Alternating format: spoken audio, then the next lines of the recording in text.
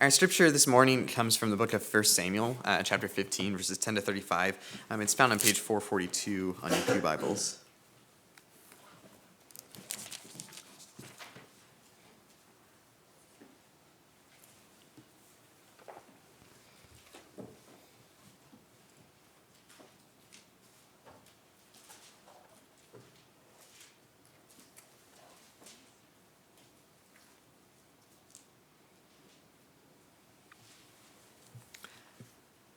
Then the word of the Lord came to Samuel. I am grieved that I have made Saul king, because he has turned away from me and has not carried out my instructions. Samuel was troubled, and he cried out to the Lord all night. Early in the morning, Samuel got up and went to meet Saul, but he was told, Saul has gone up to Carmel. There he has set up a monument in his own honor, and has turned and gone down to Gilgal. When Samuel reached him, Saul said, The Lord bless you. I have carried out the Lord's instructions. But Samuel said, What then is this bleating of sheep in my ears? What is this lowing of cattle that I hear? Saul answered, The soldiers brought them from the Amalekites. They spared the best of the sheep and cattle to sacrifice to the Lord your God, but we totally destroyed the rest. Stop, Samuel said to Saul. Let me tell you what the Lord said to me last night. Tell me, Saul replied. Samuel said, Although you were once small in your own eyes, did you not become the heads of the tribes of Israel? The Lord anointed you king over Israel, and he sent you on a mission, saying, Go and completely destroy these wicked people, the Amalekites. Make war on them until you have wiped them out. Why did you not obey the Lord? Why did you pounce on the plunder and do evil in the sight of the Lord? But I did obey the Lord, Saul said. I went on the mission the Lord assigned me. I completely destroyed the Amalekites and brought back Agag, their king. The soldiers took sheep and cattle from the plunder, the best of what was devoted to God, in order to sacrifice them to the Lord your God at Gilgal. But Samuel replied, Does the Lord delight in burnt offerings and sacrifices as much as in obeying the voice of the Lord? To obey is better than sacrifice, and to heed is better than the fat of rams. For rebellion is like the sin of divination, and arrogance like the evil of idolatry. Because you have rejected the word of the Lord, he has rejected you as king. Then Saul said to Samuel, I have sinned. I violated the Lord's command and your instructions. I was afraid of the people, and so I gave in to them. Now I beg you, forgive my sin, and come back to me, so that I may worship the Lord. But Samuel said to him, I will not go back with you. You have rejected the word of the Lord, and the Lord has rejected you as king over Israel. As Samuel turned to leave, Saul caught hold of the hem of his robe, and it tore. Samuel said to him, The Lord has torn the kingdom of Israel from you today, and has given it to one of your neighbors, to one better than you. He who is the glory of Israel does not lie or change his mind, for he is not a man that he should change his mind. Saul replied, I have sinned. But please honor me before the elders of my people and before Israel. Come back to me, so that I may worship the Lord your God. So Samuel went back with Saul, and Saul worshipped the Lord. Then Samuel said, Bring me Agag, king of the Amalekites. Agag came to him confidently, thinking, Surely the bitterness of death is past. But Samuel said, As your sword has made women childless, so will your mother be childless among women. And Samuel put Agag to death before the Lord at Gilgal. Then Samuel left for Ramah, but Saul went up to his home in Gibeah of Saul. Until the day Samuel died, he did not go to see Saul again, though Samuel mourned for him. And the Lord was grieved over that he had made Saul king over Israel. I've come more and more to appreciate The Princess Bride. When I was little, I thought it was kind of a horror because there's like the fire swamp scene and all the like giant rodents of unusual size. Yeah, are USS. But more and more, since I've become an adult, I've actually started to appreciate the movie. And Prince Humperdinck is one of the greatest reasons why. He really is the perfect villain. He's self-confident until the very end. He's totally evil, but not in the least bit guilty about it. The whole world revolves around him, and he knows it. He's terribly arrogant. He has the whole world on his shoulders, and he's just terribly busy in being evil.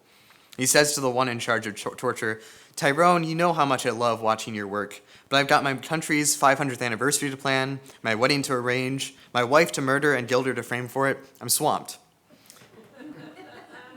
We all know that Humperdinck is evil, and how obnoxiously arrogant he is. We all believe that humility is generally a good thing. A person should be humble. We all have examples in our minds of people who are not humble, people like Humperdinck. And they tend to be some of the most obnoxious people on the planet. You don't want to be around someone who's bragging all the time, always telling other people how good they are, all the great things they've done, what they're going to do tomorrow and the next day because they're so great. In fact, we're even very sensitive to people who are doing that implicitly, who aren't even saying it out loud. The kind of person that always wants credit for things, to never do a good deed simply for the sake of doing it. We know this is a pain, and so pretty much all of us do whatever we can to avoid tooting our own horn. It's the right thing to do. This sin is what the church has called pride through the ages, which isn't so much thinking good things about yourself, but with obsession with the self. Constantly thinking about yourself, whether for good or for bad. After all, those who exalt themselves will be humbled, and those who humble themselves will be exalted. But Humperdinck's pride isn't the only way that self-esteem can go wrong. There's a kind of humility, which I'll call false humility, that I don't think we're called to as Christians, which I actually think is very destructive. But Christians fall into false humility all the time because it looks and sounds a lot like true humility. I see false humility as saying, I am not a very good person, I am not very capable, and nothing I do at all is good. While true humility is saying, it doesn't very much matter what I think of myself. I'm concerned with bringing God glory and serving my neighbor. C.S. Lewis says that true humility isn't thinking less of yourself, it's thinking of yourself less. In other words, someone who is really humble isn't someone who goes around telling other people that they're not very good. It's someone who doesn't say or think about themselves much at all. What it really means to be humble is to focus your attention outside of yourself, to be a part of something bigger than yourself, and to recognize that those things should take the priority, and not small-minded things like who should get the credit. Someone who is truly humble is so excited by things around them that they consider themselves to be rather boring by comparison. Why focus on myself, even if I am pretty cool, when there's infinite joy to be found in the world around me? But there's a lot of ways that we can get confused between true and false humility, because often they look pretty similar. And the problem is that in the church, we often teach people from a young age to be humble, that they shouldn't be proud or arrogant, and they shouldn't toot their own horn. These are all good things, but very often what happens is young people hear that message and think the answer is false humility. They think instead of thinking of themselves as really good at stuff, they should think of themselves as really bad at stuff. That what it really means to be humble is to always feel uncomfortable when someone gives you a compliment. To think deep down inside that even if everyone around you thinks you're really good, that deep down you're actually really bad. If people say you're smart, you're supposed to shake your head and say, no, actually I'm not that smart. Or if people say you're fast, you're supposed to say, no, I'm not that fast, even if you just won a race. They've always avoided the kind of pride that comes from always tooting their horn. They've avoided being an obnoxious jerk. They've avoided being Humperdinck. But they haven't been able to taste the joy that comes from true humility. And in the meantime, they've spent all their efforts putting themselves down, thinking about how they're actually really bad no matter what people say, when they could have been spending that time thinking about how great the world that God created really is. And often it takes such effort to lie to themselves and tell themselves that they're really bad at stuff that they're really good at, that they have no time to focus on anything else. False humility looks down on yourself, while true humility looks up toward God. False humility is focused on making sure you see yourself as small, while true humility is focused on making sure you see God as big. It's sometimes hard to tell the difference because neither true nor false humility toots their own horn. But the reasons they do it are totally different. Someone with false humility doesn't toot their own horn because they're doing everything they can to see their own achievements as small. Someone with true humility doesn't toot their horn because they don't very much care about who makes the achievement, so long as they get to enjoy the experience of their achievement at all. They'll be just as happy if their friend does something good as if they did something good. Someone with true humility will enjoy their own accomplishments because they are accomplishments, and any accomplishment can bring glory to God. Someone with false humility will refuse to enjoy their own accomplishments because otherwise they might be seen as competent people. One of the best tests I've heard about whether you have the kind of humility that the Bible describes is what happens in your heart when one of your friends tells you really good news. Maybe they just got a really great award for doing something awesome, or maybe they've moved to a new and better stage in life. Now think about the feelings that you have had deep down when you've heard these things. Were you truly happy for them? And was that all that you felt? Or was there some part of you that was a little jealous that they got the really good news? Or was there a part of you that wondered what you were doing with your life? Did you feel less accomplished and less happy with yourself after hearing the great news? Deep down, did you almost wish that you had never heard the great news because you would have felt better without it? One of the best ways to know if you have true humility is if you can actually enjoy other people's accomplishments, when you don't turn your gaze back on yourself when you've heard really good news. I think this passage is a really good example of what false humility looks like and how destructive it can be. Prince Humperdinck might be a great example of what pride looks like and how obnoxious and destructive that can be. But Saul is a great example of how false humility can be destructive too. The passage begins with God telling Samuel that he has rejected Saul as king over Israel. Saul has disobeyed God over and over. Saul was doing really evil stuff like trying to put his own son to death because he was threatening to him. God had put up with it for a while, but now the time has come for Saul to be replaced as king.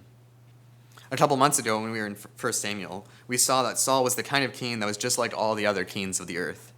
He was exactly the kind of king that Israel had asked for. He was tall and handsome. He looked like a strong warrior. In fact, Saul's name means the one that was asked for. God could not have done any more to give Israel what they wanted. Yet even though Saul was, in fact, tall and physically strong, he lacked so much of the kind of strength that really counts as king.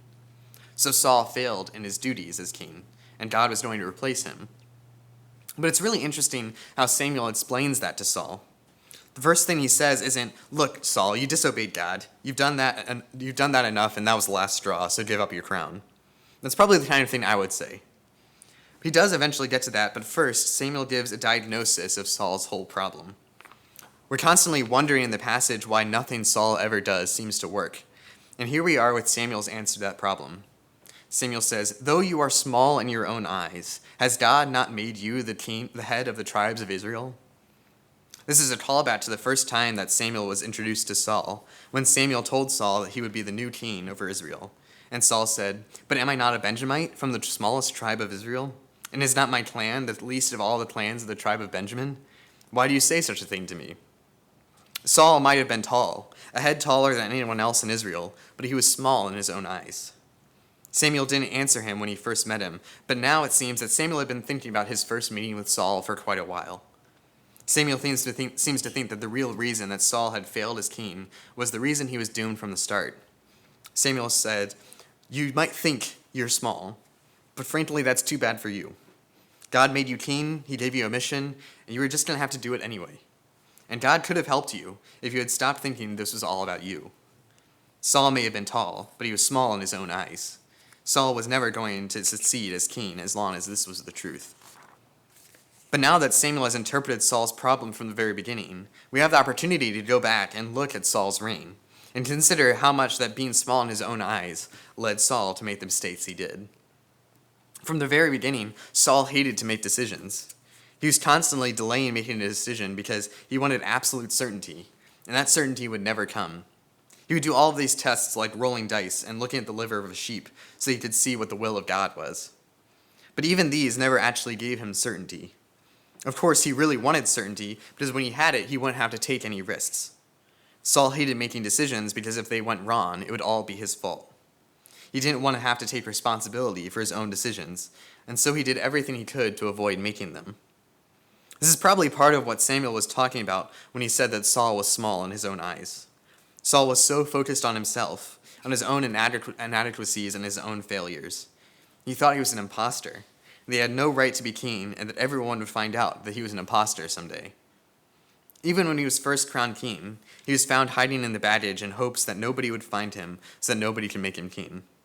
His false humility led him to spend all his time trying to cover up his mistakes so that people wouldn't find out that he was a failure and never should have been king in the first place. Even when his decisions go wrong, he tries to find other people to blame. In this very passage, he says that the people sinned, not I as king sinned by ordering the people to plunder. It made him a bad leader. Instead of making the decision, taking the leap, and trusting God with the outcome, Saul did everything he could to avoid making decisions at all. This, Samuel seems to be saying, was because he was small in his own eyes. His job as king was to make the difficult decisions, but he refused to do it, so he never really did the job of king. He should have simply trusted that God, the God who made him king in the first place, was going to guide him to the right decisions and bless his faith.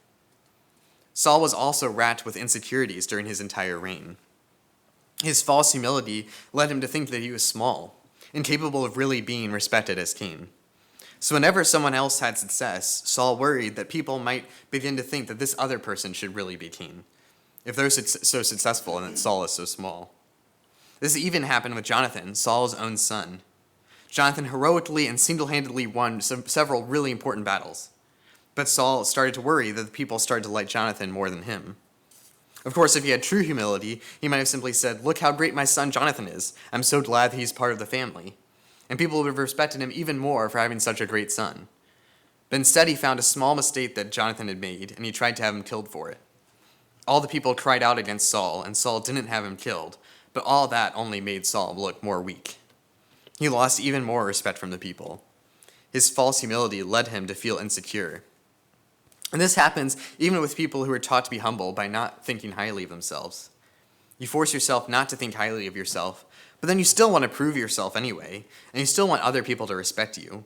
But you have forced yourself to not to think of yourself as worthy of respect. So you end up acting out of your insecurities, in the same way that Saul does in this book. Even worse, when you do see someone respect you, you force yourself to think you're not worthy of respect anyway. You spend your whole life searching for respect that you can never allow yourself to keep. It puts yourself in a cycle of telling yourself you're bad, wanting respect, wanting to prove yourself, and then, if and when you finally get recognition for your talents, you don't even enjoy the recognition because you're instead trying to tell yourself that you're evil and you don't deserve it. In this passage, Saul tells Samuel that he obeyed the people, or listened to the voice of the people, even when they wanted to plunder the Amalekites. Even though this was an excuse, it highlighted Saul's main problem. Samuel wanted Saul to obey God, but instead Saul obeyed the people. Saul was completely unwilling to make unpopular decisions because he feared that the people would lose respect for him, that they would recognize him as small and weak, even though he was in fact big and strong. So Saul obeyed the people, hoping that if he gave them what they wanted and did whatever they wanted him to do, then he would be respected. He was too small in his own eyes to believe he could simply do what God wanted him to do and be fine. Now Saul may not have been super prideful, but he didn't see himself rightly, and got in the way of his ability to actually do his job as he should have. Samuel is basically saying, you might think that you're small, too small to do the job of king, but you have a mission, and you need to do it. So as physically strong as Saul might have been, he was a weak king, and when the people did what was wrong, he was right along with them. He didn't obey God, and instead, as the writer of Samuel said, he obeyed the people. It was a harsh word to hear, but Samuel gave it to Saul. He needed to learn that he needs to actually obey God instead of obeying the voice of the people.